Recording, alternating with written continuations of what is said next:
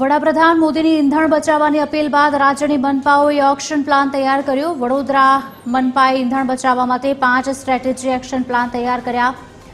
Municipal commissioner Arun બાબુની TV13 સાથે ખાસ વાતચીત અને કહ્યું કે ઈંધણ બચાવવા જરૂરી પગલાઓનું કડક અમલીકરણ કરાશે।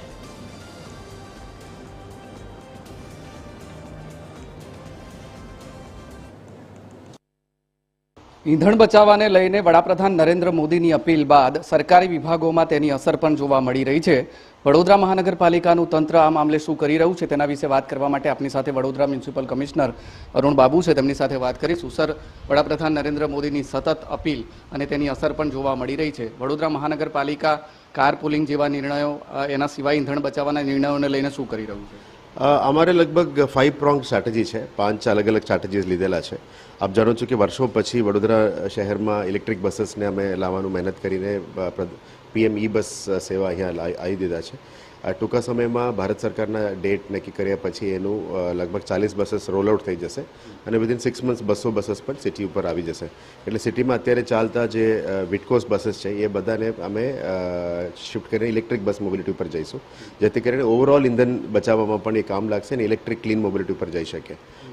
બીજું, આપણા પાસે એક પ્રપોઝલ પણ અત્યારે VGL તરફથી આવી છે કે એક્ઝિસ્ટિંગ ડીઝલ વ્હીકલ્સ છે, આપણા પાસે 1200-1300 ગાડીਆਂ છે, આ બધા ગાડીઓને ઇલેક્ટ્રિક અથવા CNGમાં કન્વર્ટ કરવા માટે પણ એક પ્રપોઝલ આવી છે।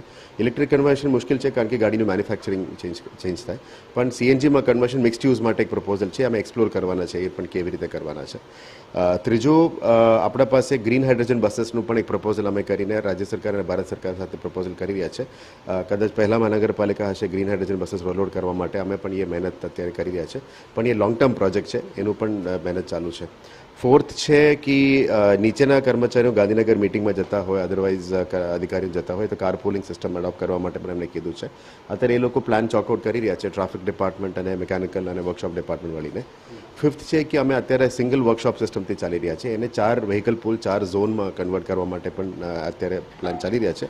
ટૂંકા સમયમાં OMC સાથે ચર્ચા કરીને આ વ્હીકલ પુલ સિસ્ટમ પણ લાગુ કરવામાં આવશે અને ફ્યુચરમાં જે સ્ક્રેપમાં જાય છે આપણા ગાડીઓ, 10 વર્ષ 15 વર્ષ સ્ક્રેપ અને ઓવરટાઈમ થયા, ગાડીઓ સ્ક્રેપ થયા પછી જે નવું ગાડીઓ અત્યારે ફિલ્ડ વર્ક માટે જોઈએ છે, જે માની લો સોલિડ વેસ્ટ માટે જોઈએ, ડ્રેનેજ માટે જોઈએ, પાણી માટે જોઈએ, અદરવાઇઝ આ બધામાં અને કદાચ ફ્યુચરમાં અધિકારીઓ અને અલગ લેવલમાં પણ જે ગાડીઓ લેવામાં છે એ ઇલેક્ટ્રિક ઉપર જવાનું પ્લાનિંગ છે।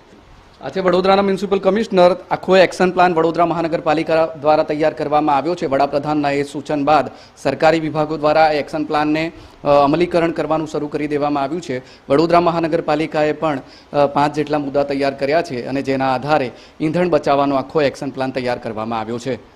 કેમેરામેન જિગ્નેશ સોલંકી સાથે અમિત ઠાકોર, TV13 વડોદરા।